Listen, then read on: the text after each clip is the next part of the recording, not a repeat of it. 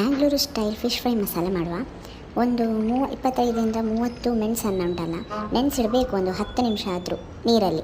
ಈಗ ನೆನೆಸಿಟ್ಟ ಮೆಣಸನ್ನು ಮಿಕ್ಸಿ ಜಾರಿಗೆ ಹಾಕಿ, ಅದಾದ ನಂತರ ಒಂದು 3 ಚಮಚದಷ್ಟು ಕೊತ್ತಂಬರಿ ಬೀಜವನ್ನು ಹಾಕಬೇಕು. ಅದಾದ ನಂತರ ಒಂದು 3ರಿಂದ 4 ಹಸಿಮೆಣಸು, ಅದು ಡಿಫ್ರೆಂಟ್ ಟೇಸ್ಟ್ ಬರ್ತದೆ.